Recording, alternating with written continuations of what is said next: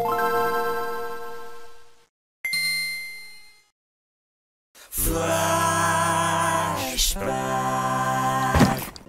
Just give it a year or two, and all this missing content should be added back in.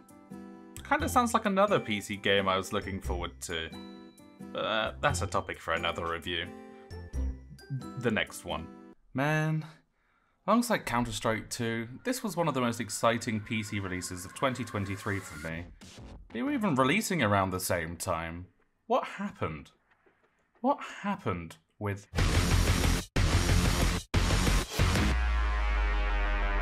You would think a game centered around throwing bags of loot to and fro wouldn't have that much story attached to it. But my goodness, did Payday 2 get a little bit wacky.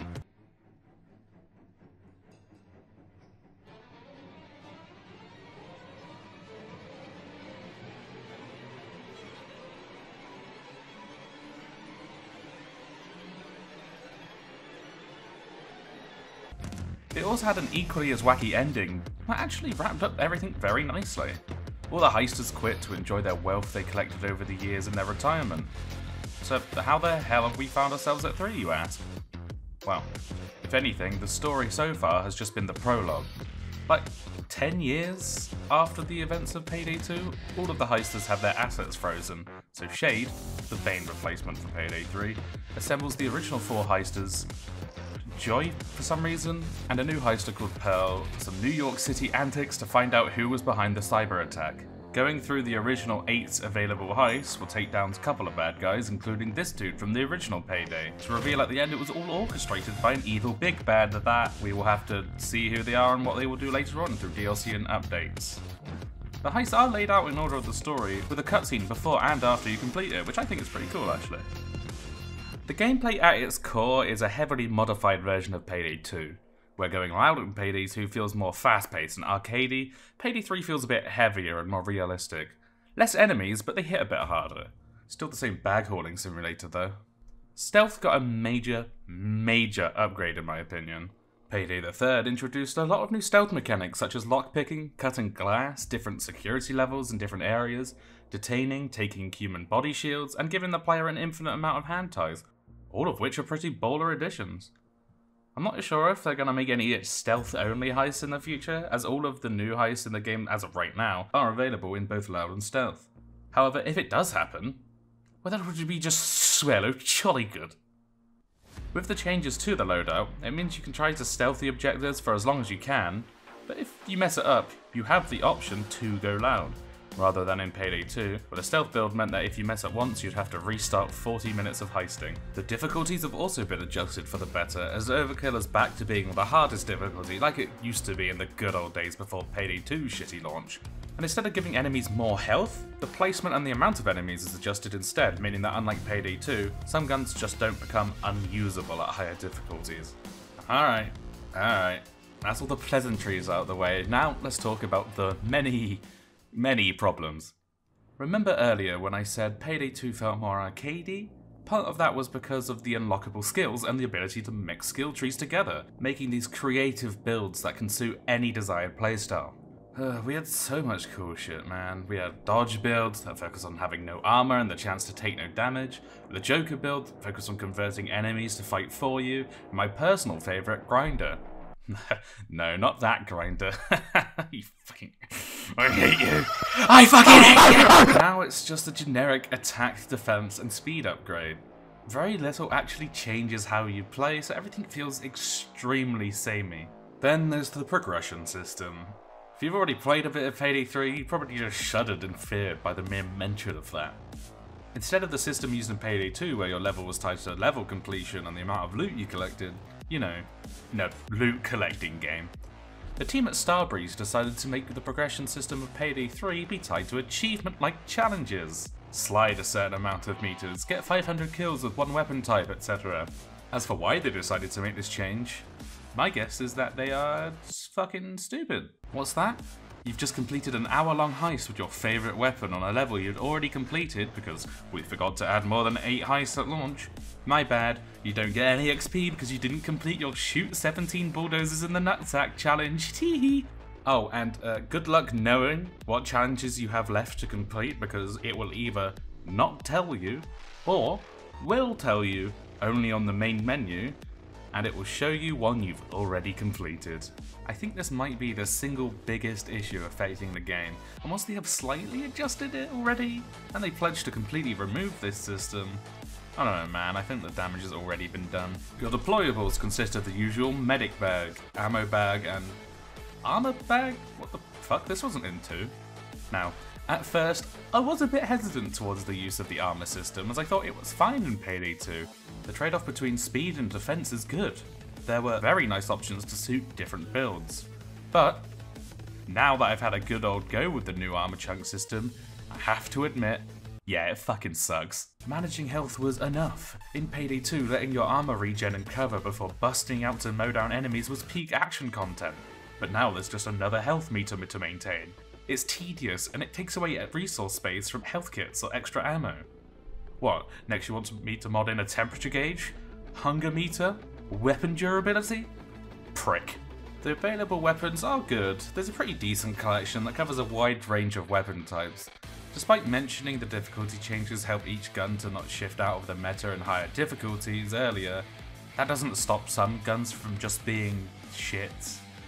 The overkill weapon system is pretty fun, but man, those guns can drop in some pretty inconvenient places, which makes it completely not worth it to get. There's also like 2 in the game, which is fine at launch, maybe, but it's been 7 months. And a lot of the wacky and fun guns from 2, like the flamethrower and the minigun, should have been the freest slam dunks for this. It was right there. Alas, nothing. Even worse, there's no melee weapons anymore, which stinks. Now it's just a shove that does like no damage. Boring. There is no offline play. If you want to play solo, you can set the lobby as private, however you still have to be connected to the internet. And you still have to go through the process of searching for a lobby. The current year is 2024. I think all of the maps are pretty fun, but there's just not enough to justify the cost of the game, especially considering there are no multi-day heists anymore. The first DLC heist we got was pretty good. Added a new, albeit a kind of annoying, special enemy, some more weapons which we desperately needed, and I did enjoy how the multiple day structure of the past heists have been replaced with more varied blending of environments. You start by infiltrating the tech building, hold out at the server room, and escape through the park. I think it worked very well. I mean, I got the gold edition pre-order of the game, so I automatically got the DLC, which makes me curious how much it actually costed. Oh, Jesus Christ. I am utterly gobsmacked. I mean, that's actually extortionate. £8 for just a heist without any of the new guns or the outfits is mental. Like, actually, what were they thinking? Thank God that just like in Payday 2, only one person needs to own the heist for everyone to play it. Wait, I didn't even notice until writing this that you can just buy the pre-order bonuses for £3.29 on Steam. What the flip? What was the point of pre-ordering then? I think I've been scammed. But finally, whilst it doesn't apply anymore so it won't affect the score, imagine every issue I just talked about. And remember when the game launched, the server issues were so bad that people couldn't even play the game for days. This used to be the big issue of Payday 3. With no offline play and bad servers, there's nothing left. Just a loading screen. Have fun. Moving on to the visuals, the in-game HUD is okay. It has that kind of modern logo branding thing going on where everything's a lot cleaner and sleeker, modernized over stylized. I don't mind it. The only complaint I can actually think of is that the ammo value on the right is total ammo and not how much ammo you got left. You know, like how every other game does it. It's just kind of dumb. But that's in-game. The menu UI sucks balls. Everything is just so unfinished. The social tab is extremely buggy. To invite someone to a party, you first need to hover over their name and then press O, which is so bizarre. You can't rename your loadout presets like you can in Payday 2. The party is in a completely different tab rather than in the corner of your screen. To exit the game, you need to go through to the other tab in the main menu, which is a bit strange. There is no indication on the shops as to what guns or mats you've already purchased. You can buy something called a favor, which lets you have an additional resource like ammo bags or a map-specific upgrade like a zipline for your loot, but these have to be bought in advance instead of being able to buy them when you get to that screen before a mission, which means you will always forget to buy them in advance, therefore locking you out of a resource unless you want to go through the tedious process of restarting the lobby again. I mean, that's just it. Everything in general is just extremely unnecessarily complicated through several menus and drop-downs. However, this is one of the many things they have pledged to improve upon in the future, you know, rather than finishing it before the game comes out. The models and environments all look good. It is a decade newer than Payday 2 and it does look like it. There are some issues with performance in areas like the initial bank heist where there are so many entities that the FPS dips quite considerably. However, so far I think that's literally only been that map where that's happened to me. One of the initial plans for Payday 3 was to start developing the game as it is now using Unreal Engine 4 and eventually update it to the shiny new Unreal Engine 5. But I think this directive has been abandoned, hopefully in favour of the many more important things that need to be worked on first. The first person animations all look good. I would say it's weird that they prioritised an inspect animation over objective interacting ones, but they clearly wanted some of that Counter-Strike skin economy action. Good God, did that go poorly the first time they tried that. And the soundtrack is alright. Yeah, that's pretty much it. All the songs are passable, but none of them reach the heights of some of the bangers that Payday 2 produced. None are quite as memorable, and the genres included are a lot less varied. It's all just cyberpunk. But it's okay. Then again, Payday 2 did have a different main composer alongside multiple other collaborating composers and roughly 10 more years of maps just to make music for it. So I'm not going to hold it against Payday 3 yet. Obviously that relies on if they bother to update the game enough to add more music in it. When I went to go and record footage for this game, I had to do quite a large update, which then took quite a while to decompile whilst in game. I assumed that some of the changes in the currently 7 or 8 blog posts of this Operation Medic Bag had been applied, but the only thing that had changed so far is that all of my presets had been deleted, meaning that I had to redo them all and apply all of the skills again. I mean, if that's not indicative of the current state of the game, then I don't know what is.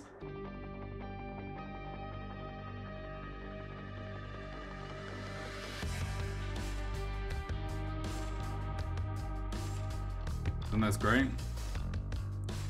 I haven't played in a while. This is 1 Creed 2, like another 40 gig update, and this. Paired loading.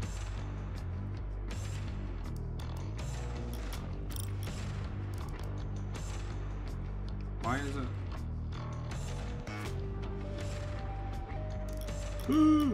Did it get rid of my loadouts?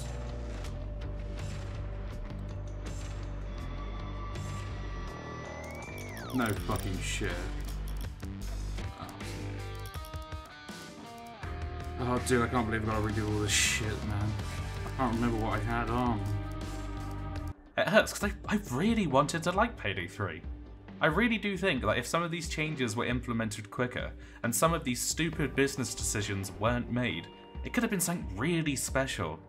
But it's been 7 months, and we've gotten 1 DLC heist, 2 old maps, and that's it. With the current player count, is it even worth fixing at this point? I hope so, but it seems like Starbreeze has already decided on this and have focused most of their attention on their upcoming D&D game. Their live games as a service D&D game. I'm sure that's a perfect idea and will definitely turn out okay this time. Just like Counter-Strike 2, I can always adjust the score in the future if they ever decide to pull their thumb out their arse and actually implement some of these changes that they assure you are in development. However, as of right now, I have no faith in Starbreeze that they'll actually come through on their promises. This therefore lands Payday 3 a rough 2.5 out of 5. And thank you for watching.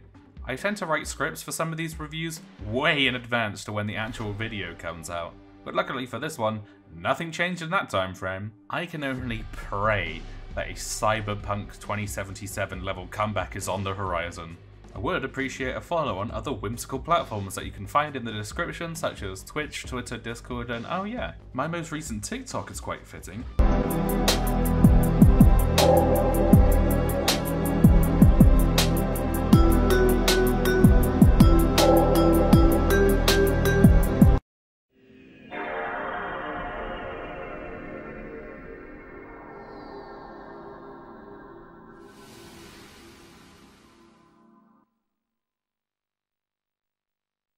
you.